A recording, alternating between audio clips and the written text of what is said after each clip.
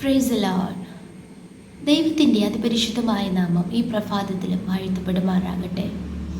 അത് ആദ്യനും അന്ത്യനുമായ കർത്താവ്, അൽഭയും ഒമേഗയുമായ യേശു കർത്താവ്, നമ്മുടെ ജീവിതത്തിൻ്റെ ആരംഭവും അവസാനവും നന്നായി അറിയുന്ന നല്ല ദൈവം.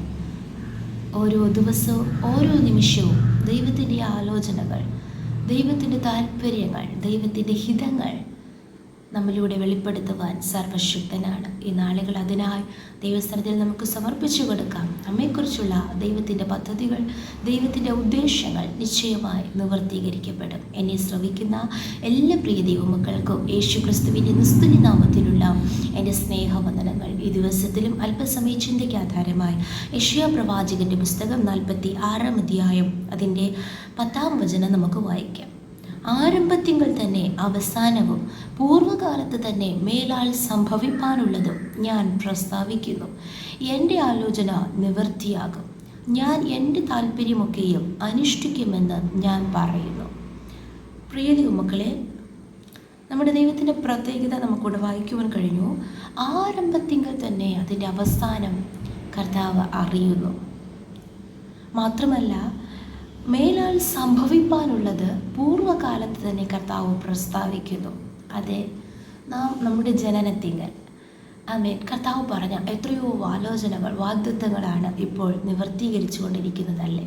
അങ്ങനെയാണെങ്കിൽ ഇനിയും നമ്മുടെ മുന്നോട്ടുള്ള കാര്യങ്ങൾ ദൈവം അറിയാതെ ഒന്നും നമ്മുടെ ജീവിതത്തിൽ സംഭവിക്കുന്നില്ല എന്ന ഉറപ്പോടുകൂടെ ആ വിശ്വസ്തനായ കർത്താവിൻ്റെ വാക്ക് വിശ്വസിച്ച് ആ ദൈവത്തിൽ ആശ്രയിച്ച് നമുക്ക് മുന്നോട്ട് നീങ്ങാം. കർത്താവ് ഈ പ്രഭാതത്തിൽ നമ്മോട് വീണ്ടും സംസാരിക്കുന്നു.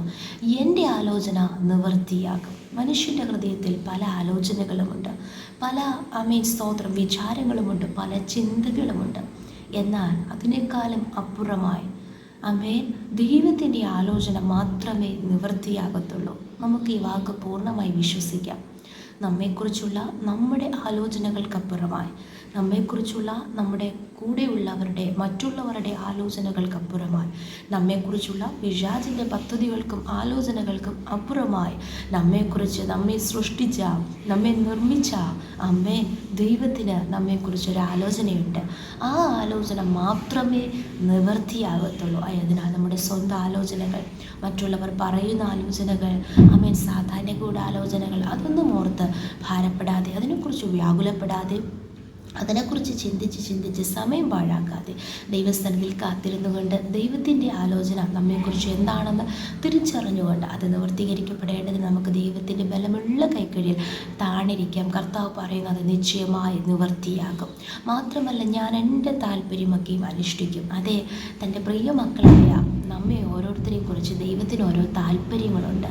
നാം ഈ ഭൂമിയിലും നമുക്ക് ജനിക്കുന്ന കുഞ്ഞുങ്ങളെക്കുറിച്ച് മാതാപിതാക്കളായി നമുക്ക് താല്പര്യങ്ങളില്ലേ, ആഗ്രഹങ്ങളില്ലേ? അതെ, അങ്ങനെയാണെങ്കിൽ സ്വർഗസ്ഥനായ നമ്മുടെ പിതാവിനും നമ്മെക്കുറിച്ച് സ്വന്തം പുത്രനെ നമുക്ക് വേണ്ടി ഏൽപ്പിച്ചു തന്ന ആ മഹാസ്നേഹം നമുക്ക് വേണ്ടി നൽകിയ പിതാവിന് നമ്മെക്കുറിച്ച് ചില താല്പര്യങ്ങളുണ്ട്, ദൈവത്തിൻ്റെ ഇഷ്ടങ്ങളുണ്ട്. അതിനായി നാം സമർപ്പിച്ചു കൊടുക്കുമെങ്കിൽ നമ്മുടെ താല്പര്യങ്ങളെക്കാളും അപ്പുറമായി, നമ്മെക്കുറിച്ചുള്ള മറ്റുള്ളവരുടെ ആഗ്രഹങ്ങൾക്കപ്പുറമായി കർത്താവിൻ്റെ ഇഷ്ടം, ദൈവത്തിൻ്റെ താല്പര്യം കർത്താവ് നമ്മുടെ ജീവിതത്തിൽ അനുഷ്ഠിക്കും. കർത്താവ് അത് ചെയ്തെടുക്കുവാൻ വിശ്വസ്തനായ ദൈവമാണ്. എന്നാൽ ദൈവം പ്രവർത്തിക്കുമ്പോൾ എങ്ങനെയായിരിക്കും? അതിൻ്റെ 13-ാം വചനത്തിൽ നാം വായിക്കുന്നു, ഞാൻ എൻ്റെ നീതിയെ അടുത്തു വരുത്തിയിരിക്കുന്നു. വളരെ നാളുകളായി കാത്തിരിക്കുന്ന ദൈവമക്കളെ കർത്താവ് സംസാരിക്കുന്നു. വിഷയത്തിൻ്റെ മറുപടി ഏറ്റവും അടുത്തെത്തിയിരിക്കുന്നു. അത് ദൂരമായിരിക്കുന്നില്ല. എൻ്റെ രക്ഷ താമസിക്കുകയുമില്ല.